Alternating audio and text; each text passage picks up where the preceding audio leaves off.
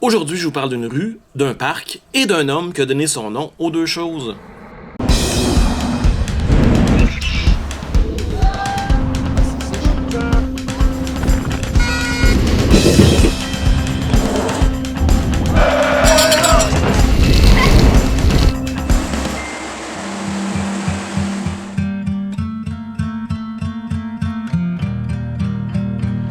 Alors, je suis ici au parc Henri-Julien, pas tellement loin du métro Sauvé qui est juste par là-bas. Et l'homme qui a donné son nom au parc était Monsieur Henri-Julien. Il a eu une vie bien intéressante. Il était peintre et illustrateur. Il a fait des dessins pour le Montreal Star ou le Monde Illustré. Le nom Henri-Julien vous dit peut-être rien. Vous allez sûrement reconnaître quelques illustrations qu'il a faites au cours de sa carrière. Il était très bon pour illustrer des histoires québécoises. Parmi ses dessins les plus célèbres, il y a la Chasse-Galerie qui a été dessinée en 1900, mais surtout le Vieux de 37, une illustration des Patriotes qui a été repris maintes et maintes fois, même dans le manifeste du FLQ en 1970. Le parc qui porte son nom est Daounsic. C'est un grand parc avec quelques espaces de verdure laissés en friche. Moi, j'aime beaucoup ça.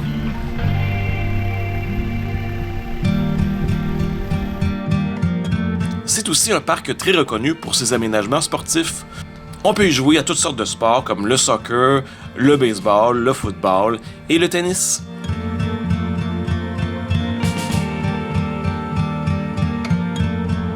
Alors, je quitte maintenant le parc Henri-Julien pour me diriger sur la rue du même nom et vous allez voir que cette rue-là est vraiment pas mal longue. La rue traverse pas moins de 4 quartiers de la ville de Montréal. Et on la commence en longeant un garage de la STM, le garage Le Tendre.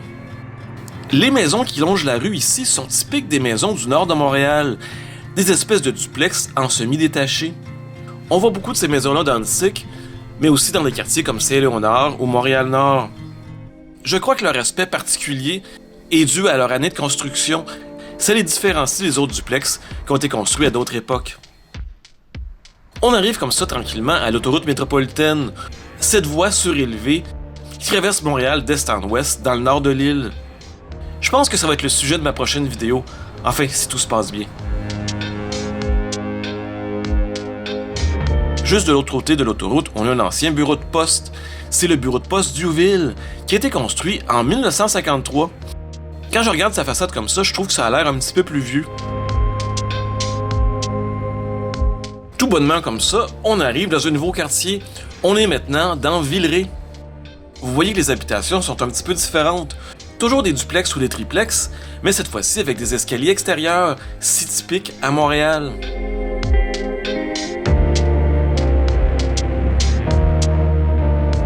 Comme on est dans un quartier très résidentiel, on a beaucoup de petits parcs. Et on arrive à une église que je ne connaissais pas du tout. C'est une très grande église. Elle s'appelle Saint-Vincent-Ferrier. On pouvait rentrer et visiter cette magnifique église construite en 1931. Je le dis et je le répète, les églises de Montréal sont des trésors cachés. À l'intérieur de celle-ci, on voit des super beaux vitraux.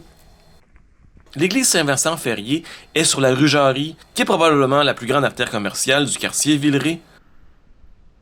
Un quartier qui est parmi mes préférés à Montréal. Avec ses petits dépanneurs de coin de rue et avec ses commerces comme le Miss Villeray, un bar vraiment emblématique du quartier. J'y ai passé quelques bonnes soirées dans ma jeunesse. Juste avant de quitter le quartier, on arrive à une nouvelle église, l'église Sainte-Cécile. C'est une église qu'on voit beaucoup dans la série télévisée La Petite Patrie, créée par Claude Jasmin. Ce qui est un petit peu étrange, c'est que cette église-là est toujours dans Villeray. La Petite Patrie commence 2 rues plus loin. C'est encore une fois une magnifique et très grande église que malheureusement je n'ai pas pu visiter car elle était en rénovation. Ça sera pour une autre fois. On traverse la rue de Castelnau et ce segment-là est piéton pendant l'été. Hourra! On arrive maintenant à la très importante rue Jean Talon. C'est la frontière entre Villeray au nord et la Petite Patrie au sud. C'est sur Henri-Julien qu'on retrouve l'entrée principale de l'iconique marché Jean Talon. Un marché que j'adore fréquenter, surtout en été et en automne. Pourquoi en automne? Parce qu'en ce moment, on retrouve les produits frais des récoltes des champs québécois. C'est la place pour acheter fruits et légumes. On est dans la petite patrie, mais cette partie-là, c'est aussi la petite Italie. Et c'est sur Henri-Julien qu'on retrouve l'église Notre-Dame de la Défense, une église pour la communauté italienne.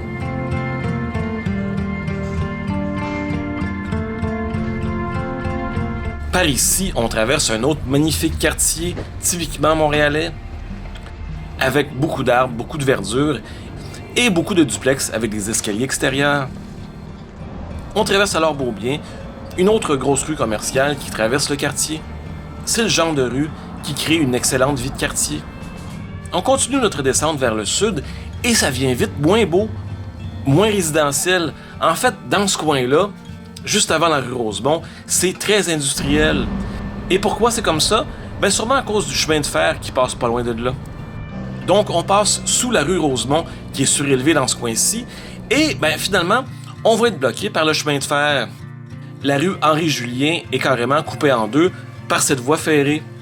Je vous montrerai pas tous les détours que j'ai faits, mais je suis revenu juste un peu plus au sud, sur la rue Henri-Julien.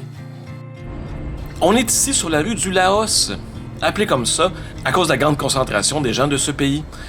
Et c'est ici qu'il y a le champ des possibles. Un espace un petit peu laissé à l'abandon, mais qu'on peut parcourir. Et c'est un petit coin de nature super intéressant. Ici, il y avait d'autres rails de chemin de fer qui ont été enlevés. Et maintenant, c'est en friche. Paraît-il qu'on peut y voir des renards et même des faucons pèlerins. C'est rendu un espace protégé depuis 2010 grâce à l'association Les Amis du Champ des Possibles.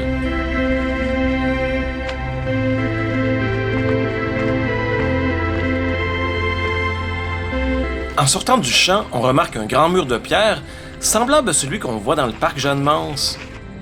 Eh bien, ce mur protège le jardin du couvent des Carmélites, un ordre religieux qui est à Montréal depuis presque 150 ans.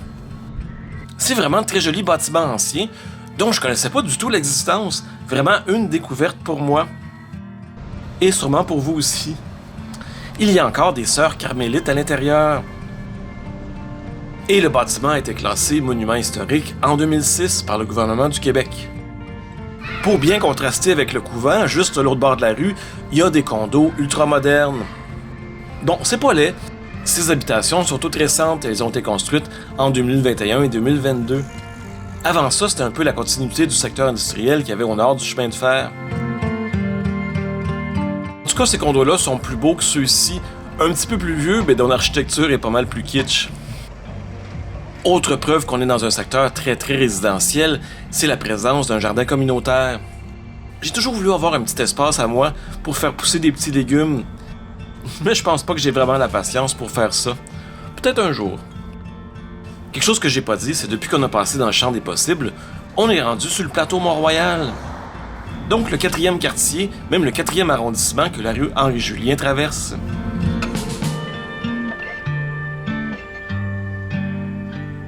On se sent vraiment justement sur le plateau, avec des nombreux parcs comme celui-ci qui s'appelle Palomino Brin d'Amour. C'est un drôle de nom, mais il contient une très belle murale. On passe à côté de l'église Saint-Jean-Baptiste, dont je vous ai souvent parlé, par exemple dans ma vidéo récente sur la rue Rachel. On passe maintenant à travers la partie sud du plateau Mont-Royal, et je vous en parlerai pas beaucoup, parce que je l'ai déjà beaucoup montré dans d'autres vidéos, comme sur la rue Hôtel de Ville qui passe tout près. On a juste besoin de dire que c'est un magnifique quartier, avec des logements qui sont plus ou moins abordables, allant plus vers le moins que vers le plus, si ça fait du sens.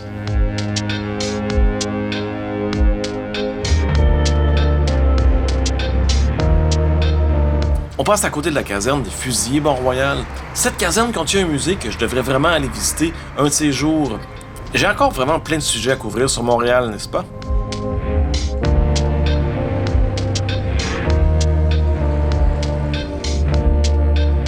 Un bâtiment qui rappelle un peu l'architecture de la caserne des Fusiliers de Mont-Royal, c'est celui-ci au 3636 Henri-Julien, un bâtiment d'habitation qui a été construit en 1900.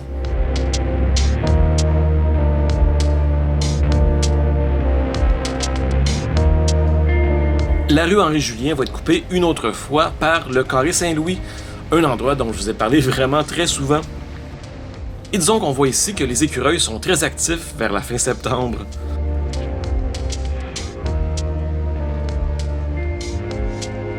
Juste de l'autre côté du carré Saint-Louis, au sud, se termine finalement la rue Henri-Julien, après avoir traversé 4 arrondissements.